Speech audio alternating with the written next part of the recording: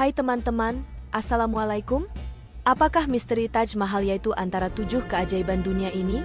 Mengapakah 22 pintu di Taj Mahal ditutup hingga kini? Apakah yang terdapat di sebalik pintu-pintu itu? Secara umumnya ia telah menjadi perbincangan antara umat Islam dan Hindu tentang Taj Mahal yang sebenarnya.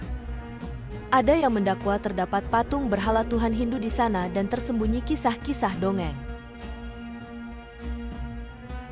Dan ada yang menyatakan ia juga menyembunyikan bahan api yang murah dan menyembunyikan peluang pekerjaan kepada rakyat.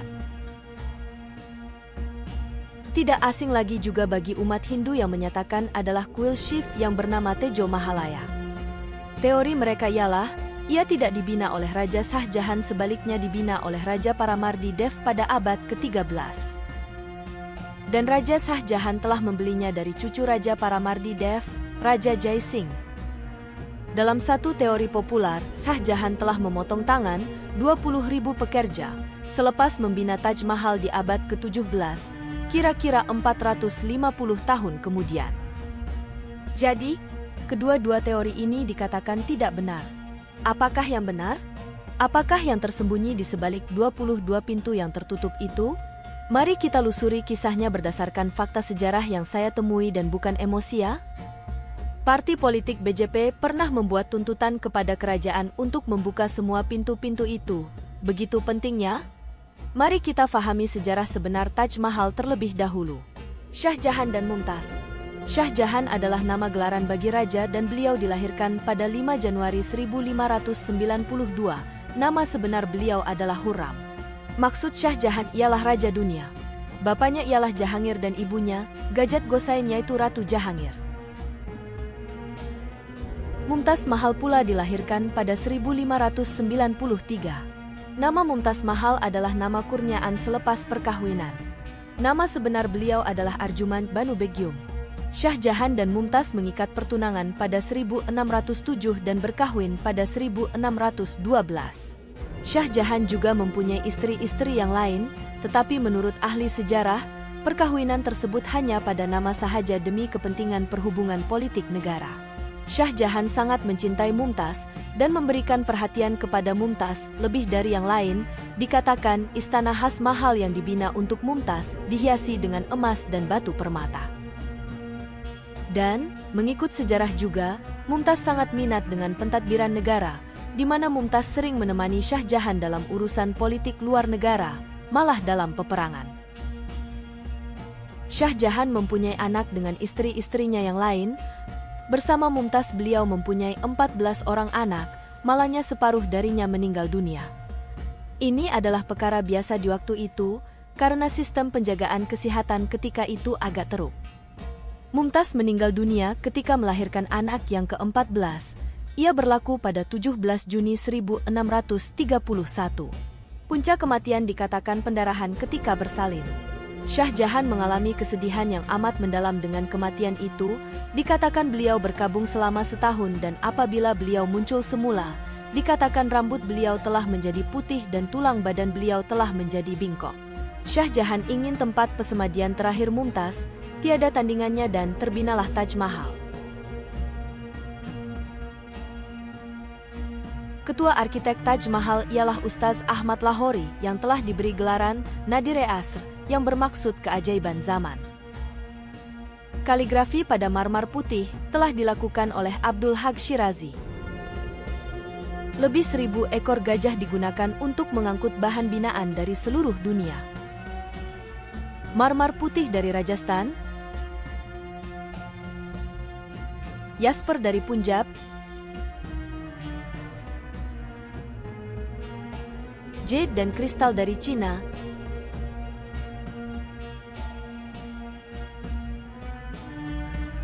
turquoise dari Tibet,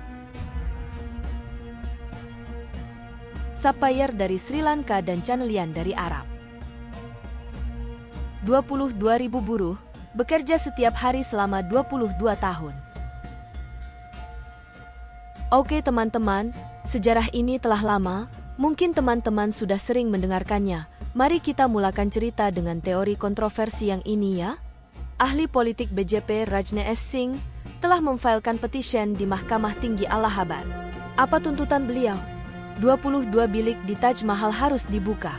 Beliau mahukan ASI, Kajian Arkeologi India, menubuhkan jawatan kuasa khas untuk melihat ke dalam 22 bilik tertutup itu yang beliau percaya terdapat patung-patung berhala Hindu di sana. Namun petisyen itu telah ditolak oleh mahkamah yang memutuskan petisyen itu sebagai tidak masuk akal. Oke teman-teman, pastinya teman-teman juga pikir, wah, akan terus menjadi rahasialah perkara ini? Jangan risau teman-teman, saya akan coba membongkar perkara ini mengikut maklumat yang saya dapat. Sumber dari ASI telah memberitahu Indian Express bahwa 22 bilik ini bukan bilik sebenarnya. Ia adalah koridor panjang dengan pintu di sisinya dan tidak ada apa-apa di dinding. Ia juga tidak selalu berkunci karena menurut mereka, ia akan dibersihkan setiap beberapa minggu. Untuk mempunyai bilik-bilik di ruang bawah tanah bukanlah perkara yang luar biasa untuk monumen Mughal.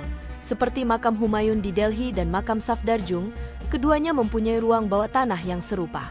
Ruang ini membentuk koridor yang bertindak sebagai elemen struktur di mana monumen itu terletak. Seorang pegawai ASI yang telah bersara juga mendedahkan, kawasan itu ditutup karena tidak ada apa di sana yang boleh dilihat oleh pelancong, dan sekiranya ia dibiarkan terbuka, akan ramai ke sana dan mungkin akan merosakkan proses pemeliharaan monumen tersebut. Taj Mahal dilawati lebih dari 100.000 pelawat setiap hari, dan sebagai tapak warisan dunia yang dilindungi, ia perlu ditutup bagi melindungi tempat bersejarah itu. Walaupun petisyen telah ditolak dan penjelasan dari pegawai ASI, perbahasan mengenai perkara ini tidak berhenti dan perdebatan yang melibat unsur kebencian dan tidak munasabah membanjiri laman sosial, seperti ada kumpulan yang coba mengambil kesempatan dari perkara ini. Seminggu selepas kekecohan ini, ASI coba menamatkan perbalahan itu, buat selama-lamanya. ASI menyiarkan gambar bilik tertutup dan menunjukkan kerja pemulihan yang sedang berlaku dan berkongsikan gambar-gambar tersebut di laman web ASI. Dari gambar tersebut satu perkara yang pasti kita boleh lihat ialah bagaimana ASI berusaha keras dalam memelihara peninggalan sejarah yang berharga ini. Teman-teman, ini bukan kali pertama tuntutan seperti ini dibuat. Pada April 2015, 6 peguam mendakwa Taj Mahal adalah kuil Shiv dan menuntut untuk membenarkan penganut Hindu beribadat di sana. Hari Shankar dan rakan-rakannya telah memberikan dokumentasi yang membuktikan Taj Mahal adalah kuil Shiv. Kerajaan telah memerintahkan Kementerian Budaya, Setiausaha Dalam Negeri dan ASI mengemukakan balasan bagi tuntutan mereka itu. Pada 2015 dan 2017, ASI dan Kementerian memberitahu yang tiada bukti yang ditemui yang menunjukkan kewujudan kuil Hindu. Oke teman-teman, mari kita lihat maklumat dari sumber lain pula mengenai Taj Mahal ini. Peguam-peguam ini menerangkan Taj Mahal telah dibina oleh Raja Paramardi Dev dan diturunkan kepada Raja Jai Singh dan kemudian dirampas oleh Shah Jahan pada 1632 dan menukarkan kuil itu kepada makam untuk Mumtaz. Nah, ia mempunyai sejarah yang menarik untuk kita simak. Pada 2017, Rana Safvi, sejarawan India, telah menulis, Maharaja Mughal sangat berminat menulis autobiografi seperti Jahangiranama, yang telah ditulis oleh Janangir dan Maharaja-Maharaja mereka telah banyak merekodkan kisah sejarah, termasuk sejarah Taj Mahal. Mari kita lihat apakah kisah Taj Mahal yang direkodkan oleh mereka. Raja Jai Singh mempunyai hubungan yang sangat baik dengan Shah Jahan. Dikatakan Raja Jai Singh pernah tinggal di kawasan Taj Mahal dibina. Tempat itu dirujuk sebagai Haveli, Hana dan Manzil, yang bermaksud rumah yang dikatakan tidak bermaksud rumah yang besar. Oke, kecil atau besar, bermakna mengikut mereka. Raja Jai Singh pernah tinggal di sana. Dikatakan, Raja Jai Singh mahu mendermakan tanahnya secara percuma kepada Shah Jahan untuk membina makam Mumtaz. Ira Muhoti, penulis buku Akbar, menulis Raja-Raja Jaipur mempunyai hubungan rapat dengan Mughal selepas perkawinan Akbar dengan Harka Bai Amer. Film Bollywood yang telah merujuk kepada buku pegawai Inggris, Lieutenant Colonel James Todd, Annals and Antiquities of Rajasthan, telah menunjukkan istri Akbar ialah Jodha Bhai yang tidak betul sama sekali. Jodha Bhai bermaksud wanita dari Jodhpur. Yang sebetulnya ialah Jahangir telah berkahwin dengan anak perempuan pemerintah Jodhpur, Raja Uday Singh, dan anak perempuan beliau ialah Jagat Gosain, yaitu ibu Shah Jahan. Istri Akbar ialah Harka Bai, ibu saudara kepada Raja Maan Singh. Raja Maan Singh adalah Jenderal Akbar yang dipercayai, dan Shah Jahan adalah cucu Akbar, manakala Raja Jai Singh adalah cucu Raja Maan Singh, dan ini menjelaskan bagaimana mereka ini boleh menjadi sangat rapat. Berbalik kepada kisah tanah tadi, Shah Jahan tidak mahu menerima tanah itu secara percuma. Sebagai pertukaran, beliau memberikan 4 istana kepada Raja Jai Singh dan transaksi itu ada direkodkan secara rasmi yang bertarikh 28 Desember 1633. Rana Safi telah memuat naik salinan itu dengan terjemahan di Twitter beliau. Oke teman-teman, dari mana teori rampasan oleh Shah Jahan itu, kuil Shiv dan teori Tejo Mahalaya yang tidak disokong sebarang bukti? Pastinya pembohongan ini datang dari satu tempat. Setelah diteliti, ia datang dari satu orang yang bernama Purushottam Nages Oak, juga dikenali sebagai PN Oak. Dia adalah orang yang datang dengan tuntutan Tejo Mahalaya. Menariknya, dia bukan ahli sejarah, sebaliknya beliau adalah peminat sejarah dan seronok menulis tentang sejarah mengikut versinya. Teman-teman, metodologi ahli sejarah adalah pekerjaan yang memenatkan. Mereka perlu mendapatkan fakta, bukti dari semua sumber yang wujud, menganalisa, memahami bagi mengesahkan sesuatu sejarah itu. Dan selepas itu ia perlu dituliskan dan kemudian penulisan mereka pula akan dikaji oleh sejarawan lain. Tetapi teori PN Oak ini berbeza, oleh karena perkataan Vatikan berbunyi serupa dengan perkataan Sanskrit Hindu Vatika, beliau mungkin akan menulis Vatikan adalah kuil Hindu. Ini karena Westminster Abbey juga beliau katakan kuil Hindu. Ini bukanlah satu gurauan, beliau betul-betul meyakini semua yang beliau fikirkan adalah benar terutama yang membabitkan agama Hindu. Seperti contoh beliau telah menulis risalah mengenai agama Kristen.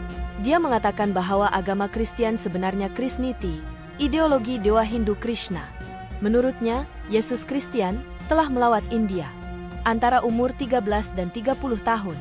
Dan beliau telah mempelajari ideologi Krishna di sini.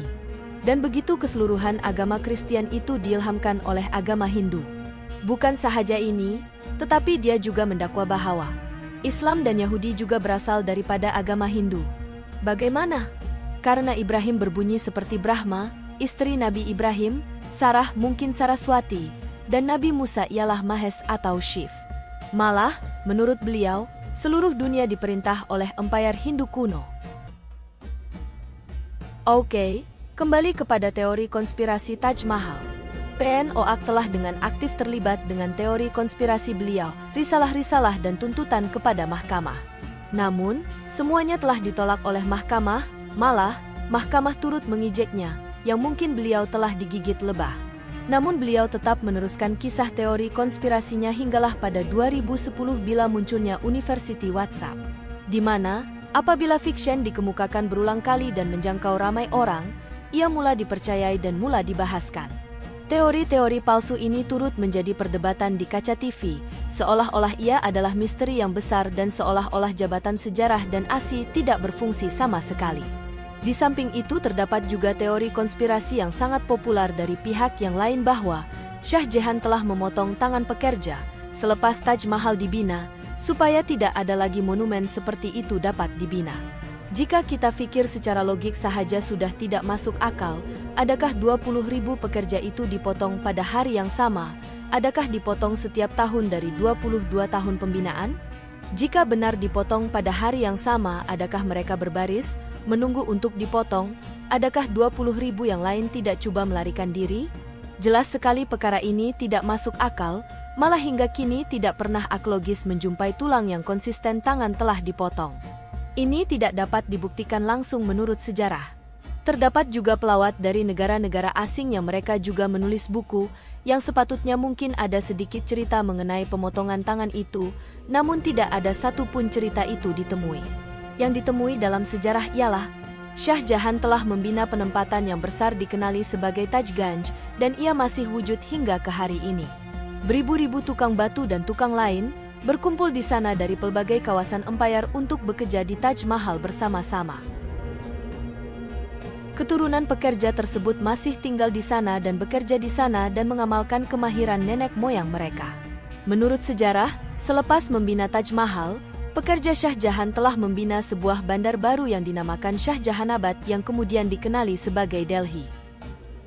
Dan untuk pengetahuan teman-teman, Taj Mahal, Kubu Merah, Masjid Lama, dibina pada masa yang sama. Sekiranya tangan mereka dipotong, bagaimana kerajaan boleh membina monumen-monumen yang besar itu? Timpoh Shah Jahan dikatakan timpoh emas seni bina Mughal, dan ianya hanya boleh berlaku jika Shah Jahan menghormati para pekerjanya. Hari ini bagi ramai orang, Taj Mahal adalah simbol cinta. Ramai pemuisi dan penyair mendedikasinya, namun ada juga yang sebaliknya seperti penyair legenda Shir Ludhianvi, menulis, seorang maharaja mencipta paparan kekayaan untuk mengejek kasih sayang orang miskin. Tanpa memikirkan yang mana versi puisi yang benar, yang pastinya, Taj Mahal adalah keajaiban seni bina. Ia adalah tapak warisan dunia UNESCO. Satu warisan Islam yang boleh kita banggakan. Terima kasih ya teman-teman. Semoga berjumpa lagi dan dimurahkan rezeki semuanya.